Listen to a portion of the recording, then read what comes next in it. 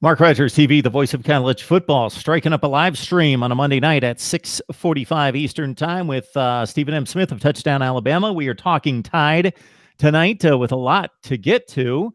You can also catch Stephen on his show The Way It Is, Fox 97.9, Monday through Friday, 2 to 4 Central Time.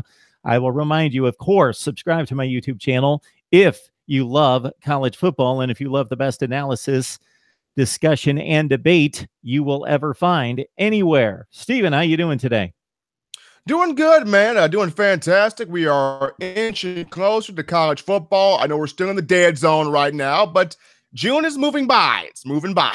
It's moving by, and we do have quite a bit of news to pass along for the Crimson Tide in particular, because a number of their targets for 2019 and beyond have said, hey, Alabama, I am going to consider you in my top 5 or top 10, whatever it may be. But before we get to that recruiting news, Josh Jobe, one of the athletes signed from 2018, the number 14 rated cornerback, according to the 247 composite, and actually 247 Sports felt a little better about his performance on the field. They've got him rated as the 6th cornerback coming out of high school. Josh Jobe appears to be in the fold, safe and secure. That was one of the biggest concerns for Alabama, Mark, was academically for Josh Jobe. Of course, the 3 guys coming in as freshmen, Jobe, Patrick Surtain Jr., and Jalen Armour Davis. But Jobe, some worries there about his grades. But on the latter part of, I think, 2 weeks ago, there was a report that came out that, Jobe has enrolled. It was almost a photo finish. Alabama's got him in. He's in the summer off-season workout program and looks to be a guy that will earn some playing time or push for some playing time this season. The good news is grades are in line. Josh Jobe is indeed enrolled in the program. Stephen M. Smith, Touchdown Alabama. Join him on Twitter, on Facebook, all over the place for great analysis on Alabama football. And in particular, Stephen, is the YouTube channel, Touchdown Alabama, which I find very entertaining and insightful in catching your breakdown of Alabama football as we head toward 2018. I was running down the list of athletes who stated today or yesterday that they have placed Alabama in that final grouping of schools that they're considering for 2019 and beyond. Give us a feel for the quality of some of these players and where they stand.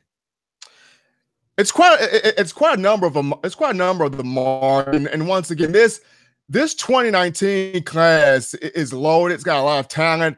Keep in mind, Alabama can sign up to 27 players in this class versus the 2018 class where it can only field 20 offers. So it's going to come down to needs. Of course, Alabama needs a running back for this class, has not signed one, needs a big play receiver, big play skill guy in this class, has not signed one.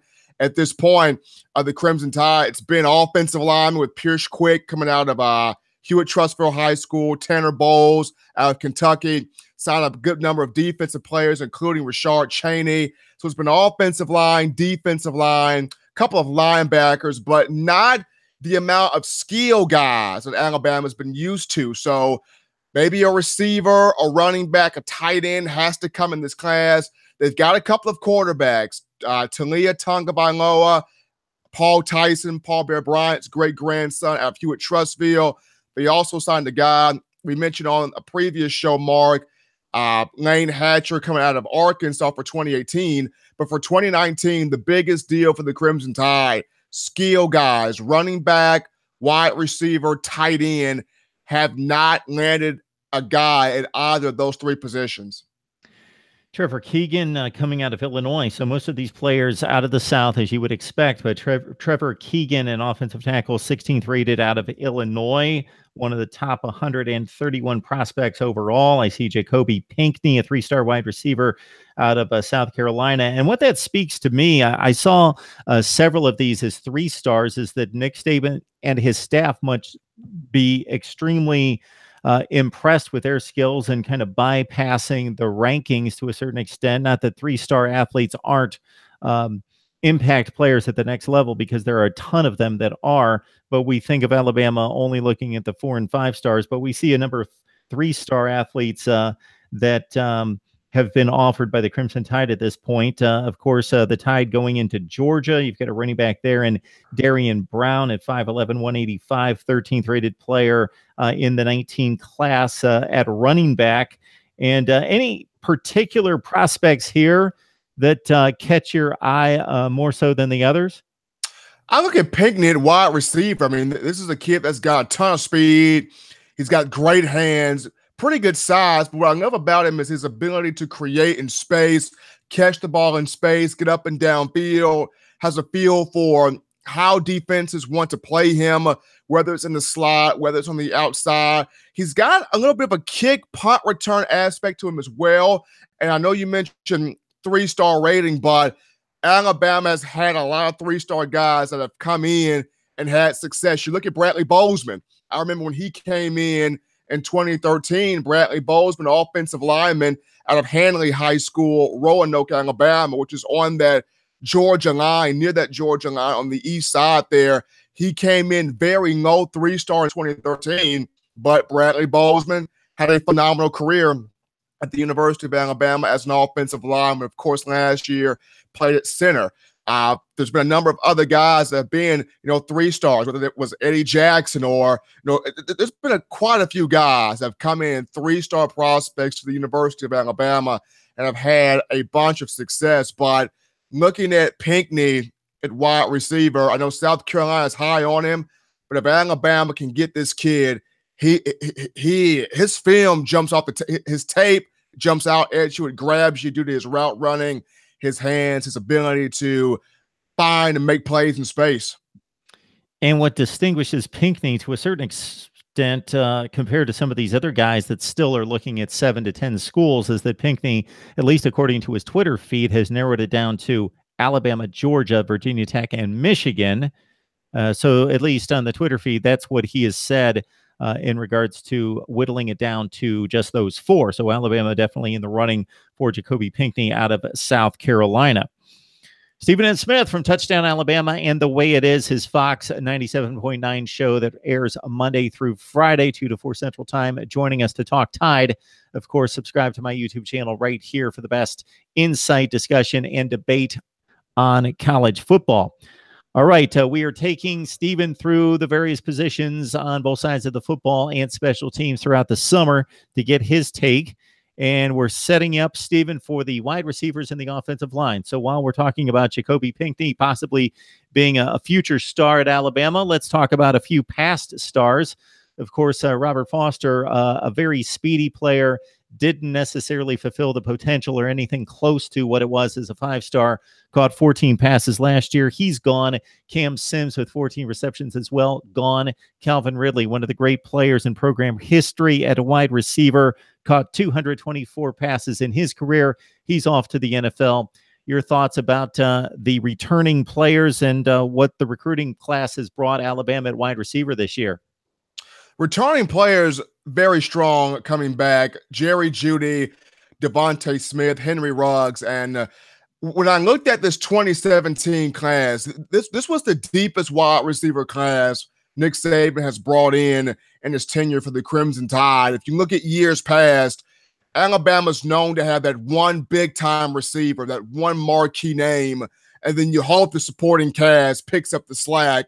2008, you had Julio Jones.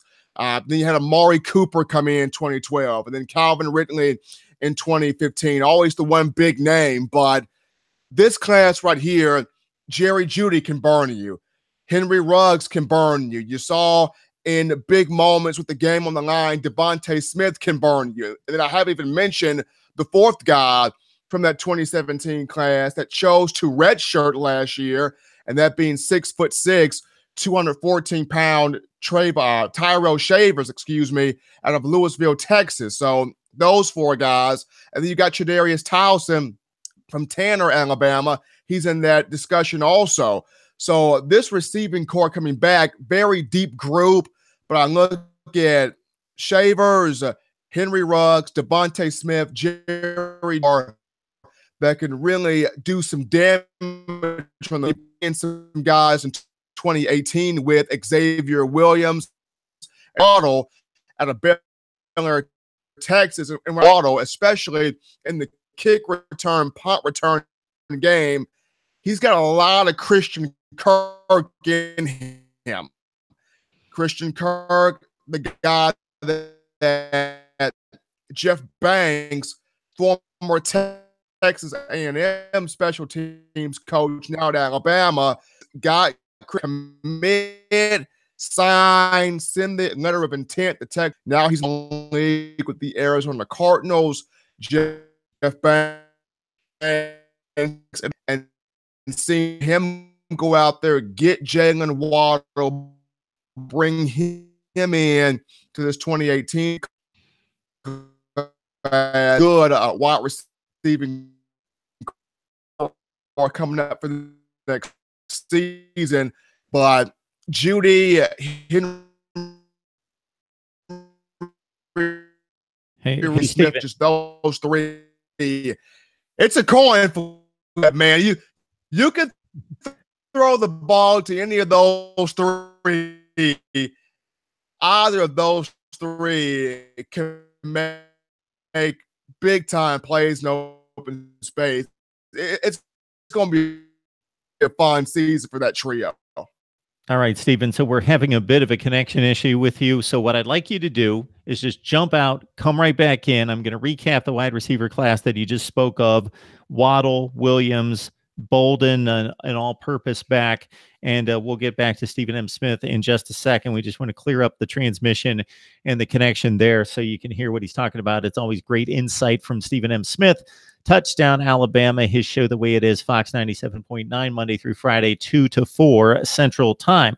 Jalen Waddle, as Stephen stated, I don't know if you caught it, but he is the 5th-rated wide receiver in the 2018 class out of Texas. Xavier Williams, number 24 rated wideout out of Hollywood, Florida, and Slade Bolden, a bit of a more all-purpose back type, maybe plays in the slot, maybe plays a little bit in the backfield, probably out of the slot. Slade Bolden out of Louisiana, the 14th rated all-purpose back, according to the 247 composite. So my next question for Stephen M. Smith is going to be, he mentioned Julio Jones, Calvin Ridley, Amari Cooper. Alabama, since Nick Saban has elevated this program to the top of college football, has had the one guy that has been the guy, the big play guy, whether it meaning big play 60, 70 yards downfield, or whether that means big play in clutch time. Stephen, you back with us here?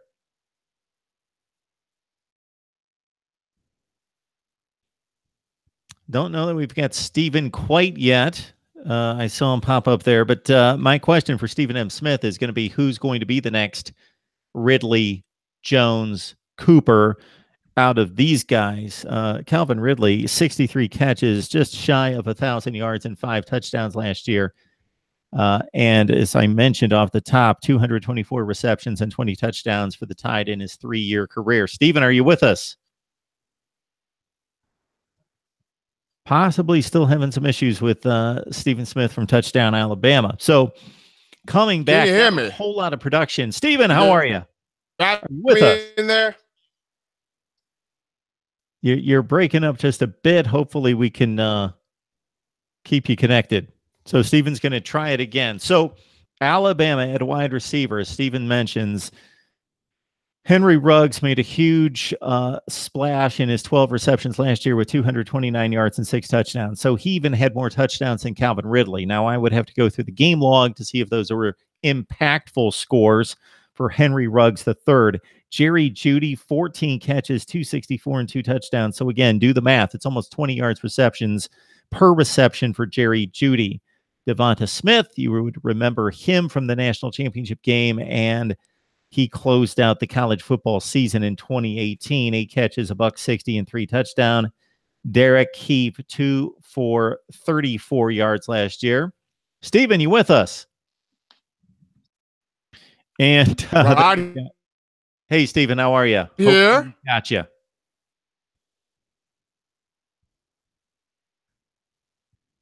Hey, Stephen, can you hear me okay? I'm right here. Can you hear me? Yeah, I think I've got you okay. I wanted to hit you with this question. Got you. Yeah, we're getting More silence than anything else, unfortunately. We hear just a little Go bit and then you're ahead. gone. Let's try this connection again. You okay, Stephen? Yeah. Can you hear me okay? Okay, I'm going to throw this question at you. So you Right mentioned here. Nick Saban always having a dominating receiver Yep. in Julio Jones, Amari Cooper, Calvin Ridley. Ridley actually had a down year, not his fault. 63 catches, 5 touchdowns. We know what the limitations were at quarterback with Jalen Hurts. Out of this list of guys that are coming back for next year, is one of those guys going to step up to the 60, 70 reception level? And who would that guy most likely be? I don't think Nick Saban would want somebody to have just 60, 70 catches, Mark, but a guy that has that potential, despite the fact that Nick Saban wants to spread the ball around. I look at Jerry Jeudy. I mean, he's right now developed a great relationship with wide receivers coach Josh Gaddis, who comes in from Penn State, working out with him, getting the routing down, the timing down on some things. So, no, Nick Saban would like to see more of a balanced attack, a balanced distribution of the football from his quarterbacks to receivers. If there was a guy, or if there is a guy that can have that same 60 to 70 yard number of catches, as I should say, that would be Jerry Jeudy, in my opinion, for long super and Calvin Ridley. Stephen M. Smith, Touchdown Alabama, joining us to break down the Tide. We have started our positional breakdowns. We looked at the secondary recently and also some special teams. Stephen talking wide receivers in the absence of Calvin Ridley in particular, one of the Alabama greats of recent times. Stephen, I know that you've got your eye on the Alabama offensive line. They had a huge loss in Bradley Bozeman moving on to the NFL, one of the premier players at his position, and not just considering the talent and the production, but the responsibility placed on the center who has to snap the ball, has to get the other linemen in order and bark out the assignments, read the defense, get everybody set, and make the line calls. So Bradley Bozeman, obviously a big loss. Dallas Warmack, not necessarily an elite player, but a guy that figured in very heavily in the two depth chart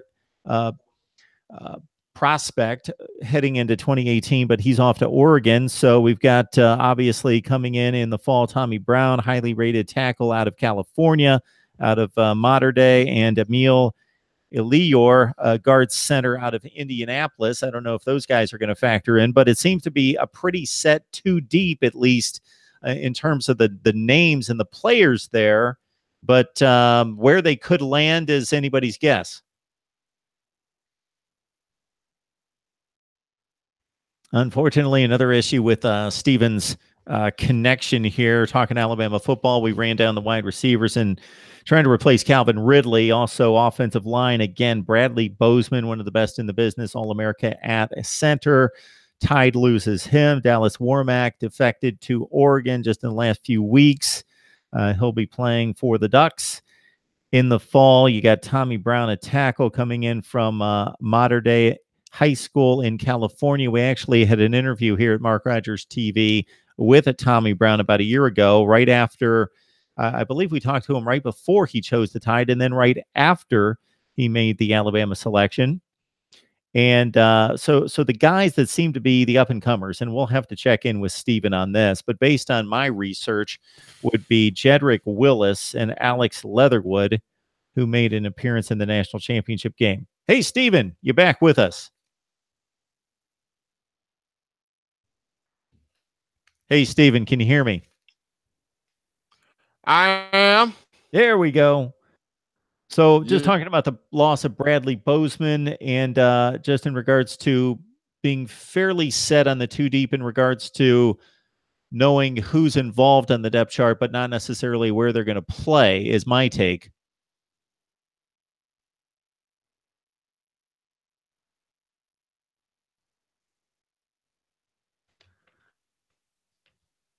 All right.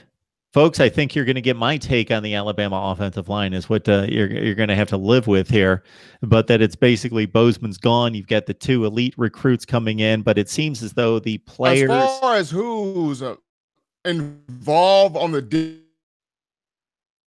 yeah, unfortunately, we're losing Steven and not getting him back, and things don't seem to be getting better on the connection here.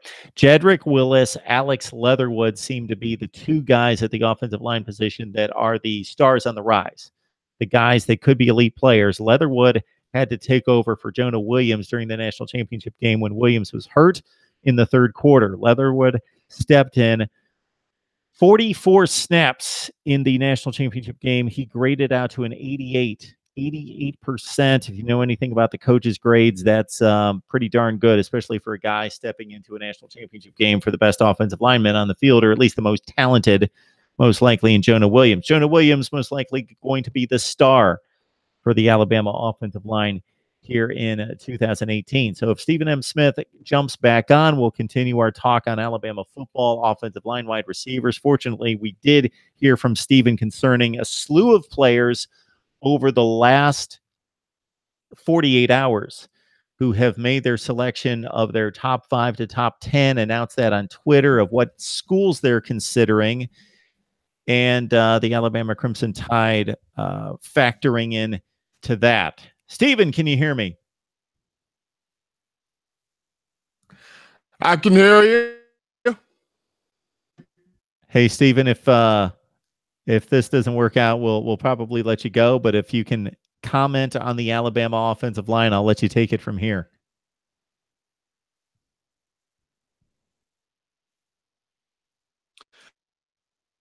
Oh, okay. Can you hear me?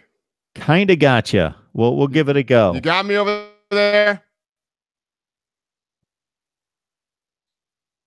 Look at the okay. Oh, okay. Offense, when you look at it, too deep, starting with Ross Pierschbaker at center, coming back from, he spent the last 2 years at left guard, now playing center.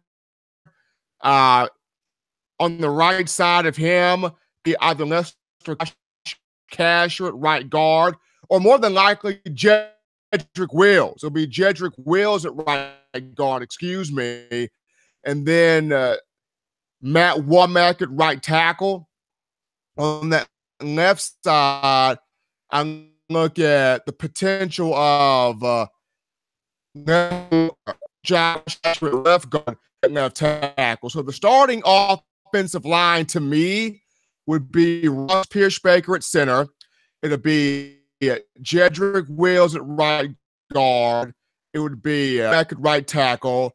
It would be the combination of either Lester Cotton, Josh Casher at left guard, and Jonah Williams at left tackle. But when you talk about Tommy Brown and Emil Ekiyor, both of those 2 will push for playing time. Both of those 2 have the potential to get into some games this season. But when you look at having those 2 guys, and then you've got Richie Pettibon, Owens, guys like, Pettibon, Chris Owens, just Elliott Brown is also in that list. Elliott Baker, excuse me, is also in that list as well. So you got Elliott Baker, Richie Pettibon, Chris Owens, along with the mixture of other guys on this offensive line, despite the fact that you lost Dallas Warmack and Brandon Kennedy to graduate transfers. But Ekiyor, Tommy Brown do have the opportunity to push for some playing time, to earn some opportunities this upcoming season. But on the offensive line, going to start with Ross Pierschbaker at center, and then the guys I mentioned behind him, Jedrick Wills, Lester Cotton, or Josh Casher at left guard, Matt Womack at right tackle, Williams at left tackle. Also, keep your eye on Alex Leatherwood, backup left tackle behind the guy that came out of Florida, was one of the top guys in the ESPN 300 for 2016. And Scott National, who came out of Mississippi, big time offensive lineman that Alabama's high on. So this could be one of the more talented groups that Brent Key, offensive line coach, has worked with. I know he's waited on the 2019 class to come in next season. That could be really special. But this 2018 group, the Alabama front line, could be a very unique group. Stephen Smith, touchdown Alabama. Stephen, the connection not getting markedly better, so I think it would be best probably to let you go. We don't have a whole lot of time anyway, but we'll pick up this conversation regarding anything else we want to hit on regarding wide receivers and offensive line. But I appreciate the breakdown, especially you got it, man. On campus, safe and secure and signed and ready to go, and has cleared all of his academic requirements. And we discussed the many recruits that have in the last 48 hours announced that Alabama is still on their list. Stephen, you have a great evening, and we'll talk to you soon, sir.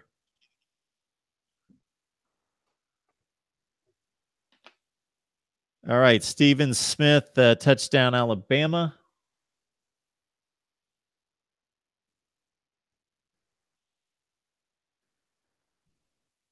Joining us to break down the Tide. Unfortunately, we apologize for the connection issues with Stephen right there.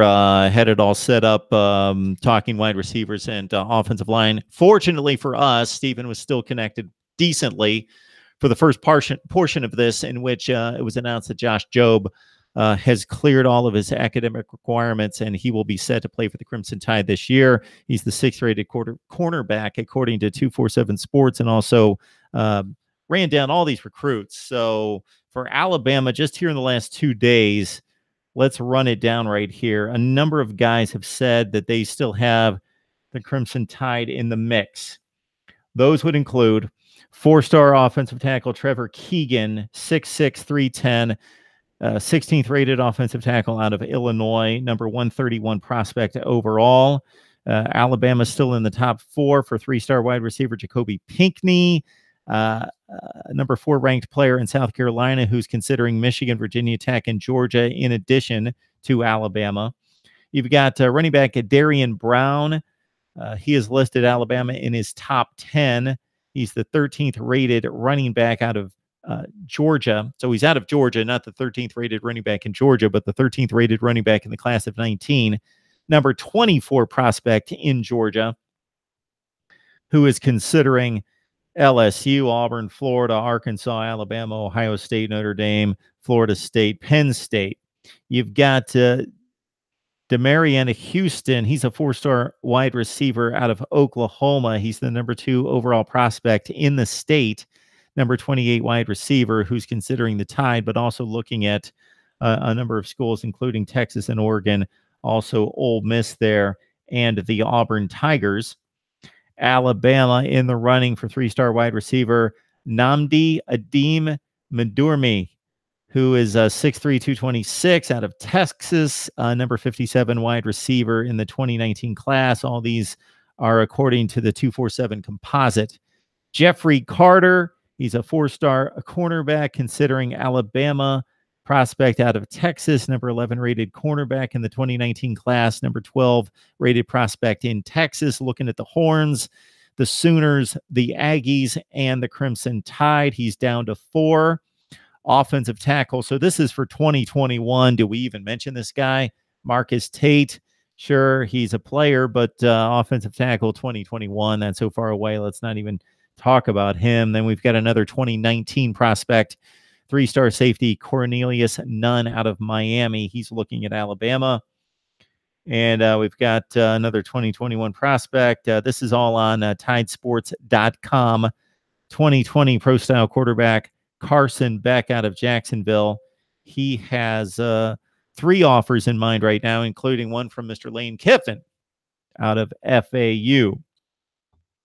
So again, if you're just checking in with us right now, you go back to the start of the video once it posts, and you get Stephen M. Smith's breakdown of Alabama's recruiting efforts over the last 2 days, plus the Josh Jobe news, Plus, we tried to make it through wide receivers and offensive line, and you could hear the connection issues. We gave it a go, but it is what it is. So I apologize for that. And we may need to, in the future, address the Alabama wide receivers and offensive line.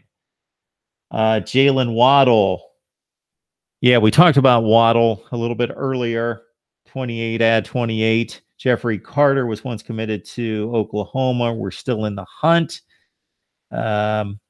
So, yeah, that's the thought right there. I did also want to hit, since the Alabama talk is finished up, and I was glad that I did a little offensive line and wide receiver work myself to keep things going there.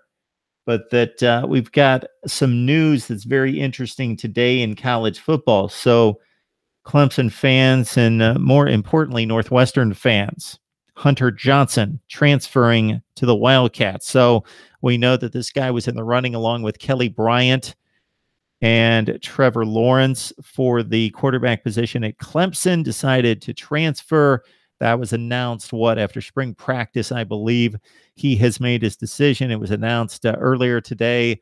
Hunter Johnson to Northwestern. So this is huge. Schools like Nebraska, Wisconsin, and Iowa should be listening up.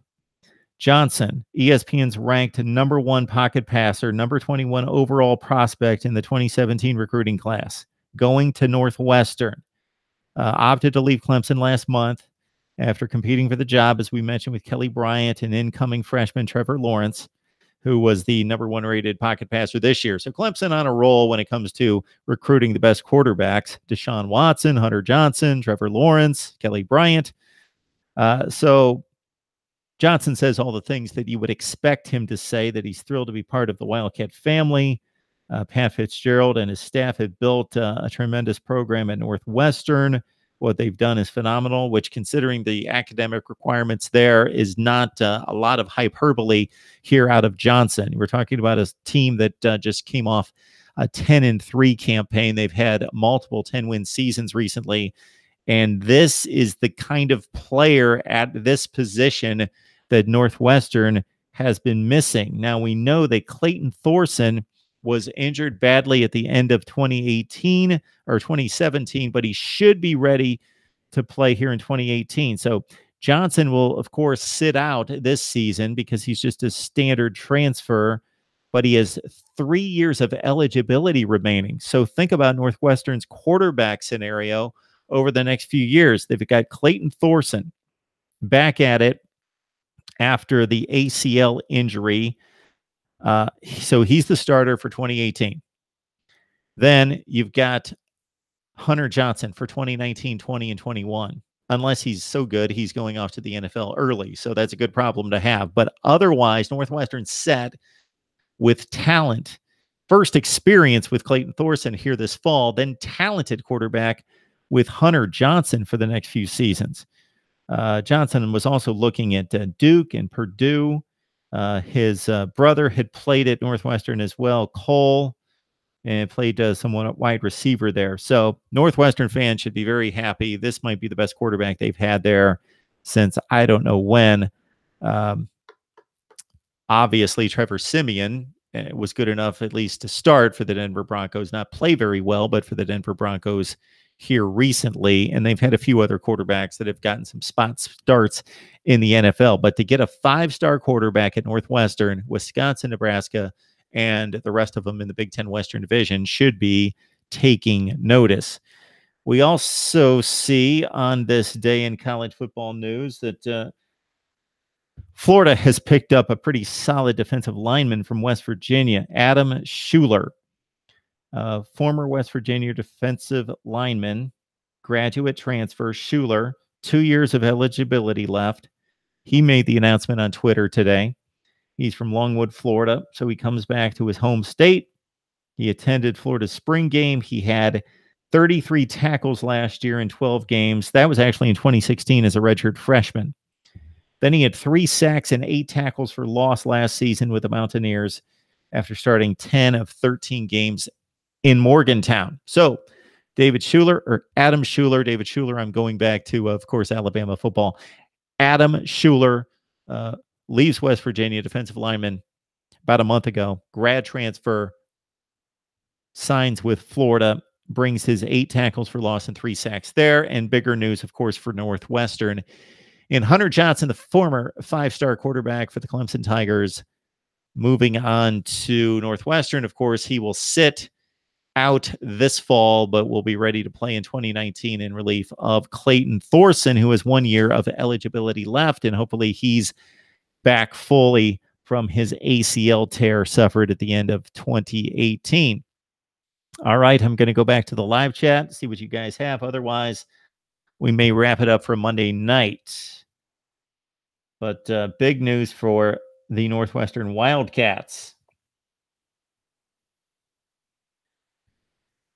Yes. Too bad 28, definitely.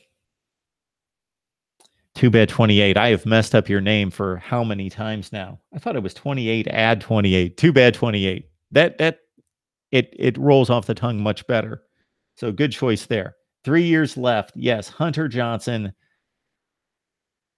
at Northwestern. NCIS Fanatic 21. Now we have to deal with stopping Hunter Johnson in 2019, of course, when the Buckeyes take on the Northwestern Wildcats.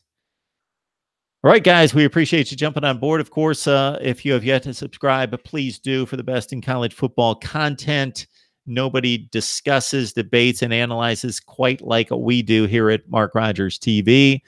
We've got plenty in store for the rest of the week. Wednesday night, Claire Crawford talking Ohio State football. We've got a matchup of Florida State, rivalry talk with James Coleman from Gridiron Now versus David Waters from Gators Breakdown. Also on Thursday night, we've got a Florida State-Miami matchup with Cam Underwood of State of the U and James Coleman back on Thursday night to defend his Noles.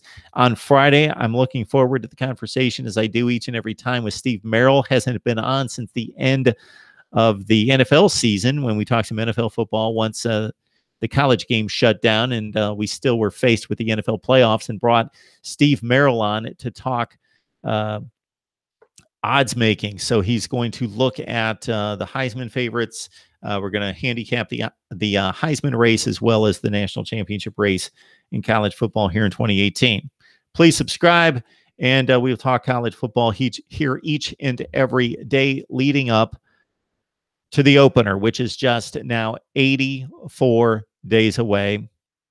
So let's think, 84. Maybe this should be in addition to Mark Rogers TV. We could in the future select our favorite number, signifying the days left until the kickoff of the season. So it would be 84.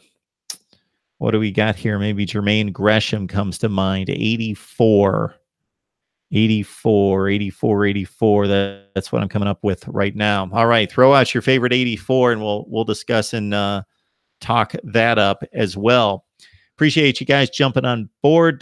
May not have anything for you tomorrow, but then again, maybe we will. Otherwise, it's Wednesday night with Claire Crawford, James Coleman, and with David Waters. We'll see you guys next time. I appreciate it.